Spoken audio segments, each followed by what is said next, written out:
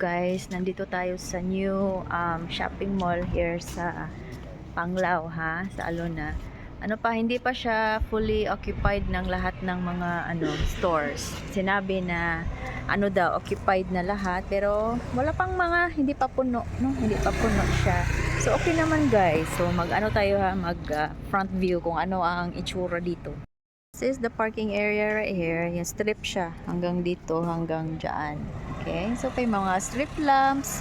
Ito yung mga stores dito. Dito yung KFC. Kain kami dyan.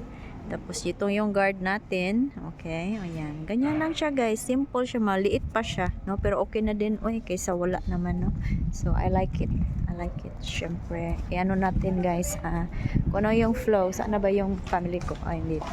Ito kasi we're going to eat KFC. Ayan. Oh, may aron para siya ditong fountain area.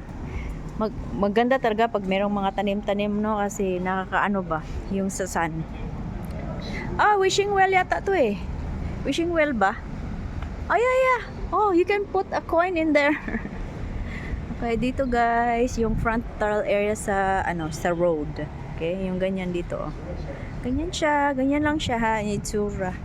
Lang to, very short vlog. So ganyan lang siya. Okay din naman. Dito yung KFC, tsaka yung dito nandoon yung Baza Cafe, yung localized na restaurant dito sa Panglao or Bohol. Okay? So kain na kami dito guys ha. Ito lang ang ating vlog for today. Salamat.